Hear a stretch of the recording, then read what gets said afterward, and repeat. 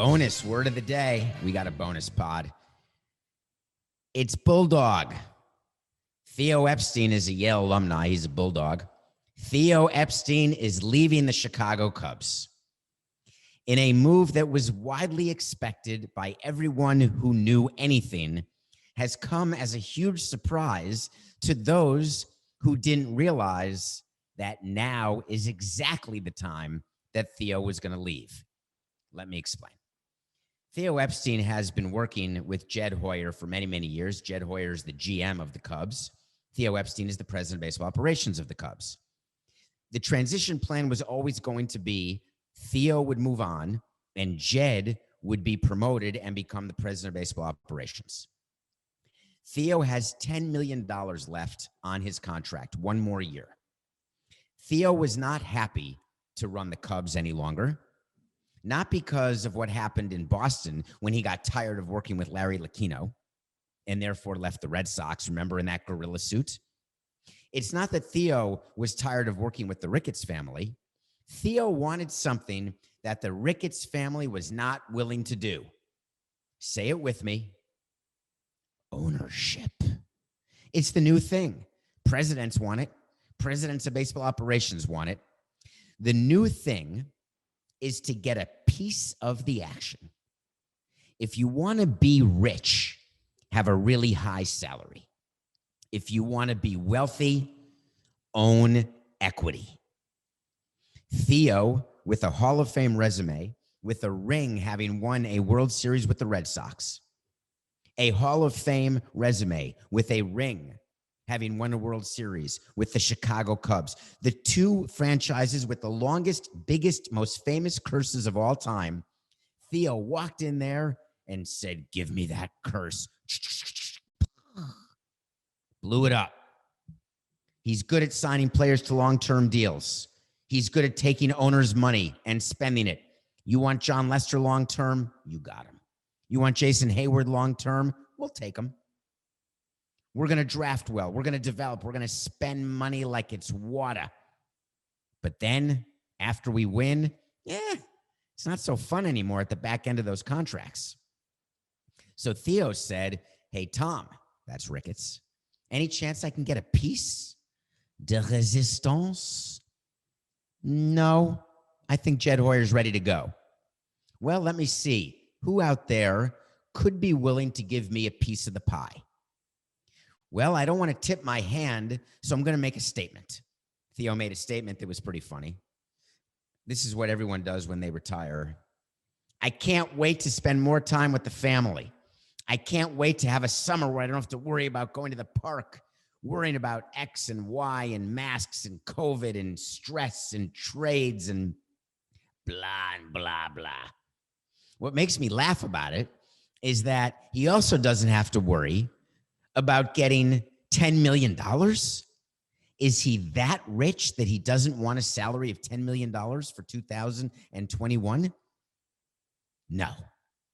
Theo Epstein will be working next baseball season. I don't care what his statement said.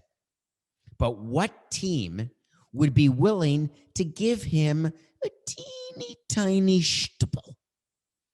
What team has an owner who promised a World Series within 3 to 5 years? I can't think of one. What team has an owner who said that we will spare no expense? Hold on, I don't have it yet. I'm going to go division by division here. Let me see. The Milwaukee Brewers. No. Maybe he wants to stay living near Chicago. The Minnesota Twins. No, that's not it either. Hold on. I've got it. Oh, of course. The Texas Rangers. No, that wouldn't be it either. Hold on. New owner.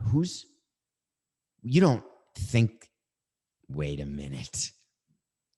Is it possible that Theo Epstein could go to the Mets? You're goddamn right it is.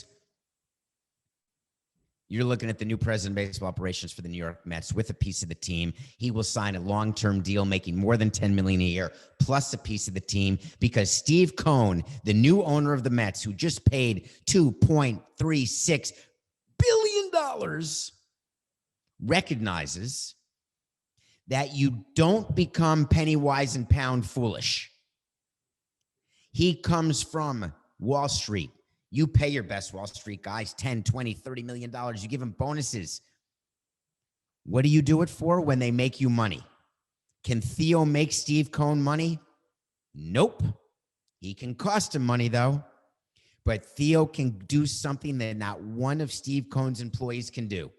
He can walk in there. By the way, if I'm Luis Rojas, the manager of the Mets, I'm shivering in my boots because I know I don't have a chance to guide that team to a World Series. You come in, you bring in a manager who you like. You tell Steve Cohen, you tell Sandy Alderson who it's going to be. Sandy Alderson is not like Larry Lucchino, who was the president of the Red Sox. He's not like Crane Kenny, who was president of the Cubs. Sandy Alderson, at 73 years old, a brilliant baseball mind, just a brilliant guy in general. What he's going to do at Steve Cohen's request, he's bringing in a top flight president of baseball operations who's then going to take over and run the whole thing. So Theo doesn't have to worry about running stuff past Sandy. He doesn't have to worry about running stuff past Larry Lucchino. He knows that he will have a direct line to an owner who is desperate to the point of you can taste it. And he knows that he can take advantage right now. This is the moment. Why would he then do a statement that he's taking the year off? Hold on, let me give it a minute because this news just broke. Let me give it a minute because when you're negotiating with someone, you really don't want to be desperate. And you, hold on, I'm thinking, you really don't want that person to know that that's what your plan is. So you say to the public and to all the Mets fans and the public out there who follow Steve Cohen on Twitter, yeah, I'm probably going to take a year off. Meanwhile, Steve Cohen's interviewing a bunch of other people, none of whom have Theo's resume. Theo is a Yaley. He knows exactly what he's doing. He doesn't resign that Cubs job until he knows that he's got a meeting and a path to power with Steve Cohen. He's not going to sit back and be a free agent president of baseball operations. It just doesn't work that way.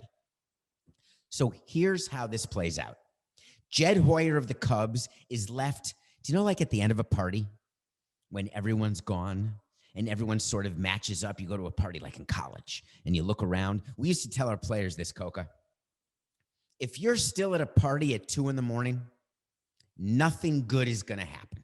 Either you're going to settle for someone or something who you didn't want to settle for, or you are going to do more than you expected to do in terms of imbibing, and you are going to pay the price the next day. Go to a party if you're a player. Go to a party if you're a college student, and leave early because you have a better chance then of accomplishing what you set out to accomplish. Take that to baseball. How's the Cubs roster looking? Do you keep Baez? Do you keep Schwarber? He stinks. What about Darvish? 3 more years. He finished top 3 Cy Young. No. You got Hendricks signed for 3 more years. Fine. Craig Kimbrell, the savior, stinks. Rizzo's got a year left. Chris Bryant, oy vey. I don't want to be the guy to let Chris Bryant go, but he's definitely not worth dealing with Boris signing him to a 10-year deal.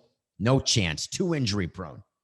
Oh, but you got Jason Hayward. Overpay. Hey, Jed, I got to talk to you. Hey, man, you want to be president of baseball ops and get a raise? You got it. But, man, you got roster problems.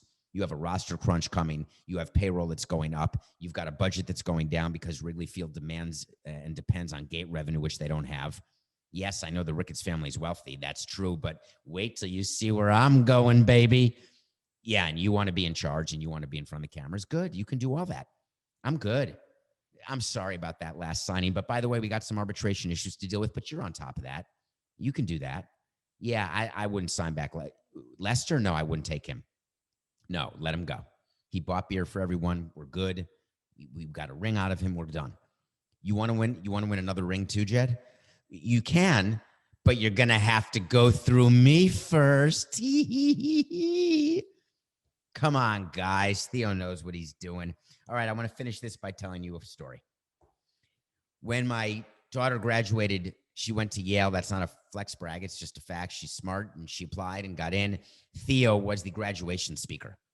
And I was talking to him before his speech, and we were talking about Yale. We were talking about the things that Yaleys do when they're in business, when they're in baseball. And the crux of the conversation was this. When you have an opportunity to engage in arbitrage, no matter where you are in life and no matter what the subject matter is, you do it. Arbitrage is something as simple as convincing someone who you work with to do something that you need them to do so you don't have to do it. Arbitrage is something like convincing your family to go to a dinner or to a restaurant or to do something that you want to do, but you make them think that they want to do it so they feel good about what they're doing, but you're getting exactly what you want. Any situation in the world, you can find leverage and you can form and then enjoy arbitrage. That's when someone thinks they're getting a greater value than they are because you have something that they so desperately want that may not be all that valuable. So Theo is a great example. Is he the only guy who can run the Mets? Not a chance. Is he the only guy who can bring a World Series championship to New York for Steve Cohen? Not a chance. But he is the guy right now who Steve Cohen thinks is the only guy who can do those. And that gives Theo the leverage when he's negotiating with Steve Cohen, because at the end, what Theo has always agreed with me on is that ownership is how you build wealth. He loves his salary, and Theo would not walk away from 10 million. Just to remind you where we started with this, Theo is not walking away from $10 million because he has no other options. He's not walking away from 10 million so he can spend time at the playground or doing pre-algebra with his kids or redecorating his family room. That could have waited a year. You take the 10 million and then pay for all of that. This is because this is the maximum time for leverage. And if he sticks around Chicago one more year, then Steve Cohen has to run the team for a year. He's running it with someone else. Maybe they have a successful year, and Steve Cohen realizes, wow, I don't need a guy for $15 million a year, plus giving him a piece of the team. Maybe the Cubs have a crappy season because their players are overpaid and they're really not as good as we all thought they were in a very tough Central Division. And all of a sudden, there's a tiny bit of luster and shine off of Theo's resume. You leave right now, and you are in the best possible situation going forward. Forget the scorched earth with the Cubs, because that is scorched earth. What's in front of you is what matters. And that's the key to arbitrage. You are looking forward. You put blinders on like a horse on a track. You never look back, ever. What will be Theo's next move? I guess that's a wait to see, Coca. I'm not waiting. Theo will be running a team. He's claiming he's taking a year off. He will not be taking a year off. He may not have a title. He may not be in the media guide, but I assure you that he will not be in the backyard making sandcastles. Theo Epstein has left the Chicago Cubs. They will not be the worse for wear because he's gone. They are the worse for wear because of the players he left behind. He will go to another team. He will get his third World Series team. Is it a third World Series victory? He's won more than one. It would be his third team to win a World Series. He will go into the Hall of Fame, and Theo Epstein, the Yalie, will always be known as the greatest baseball executive who ever lived.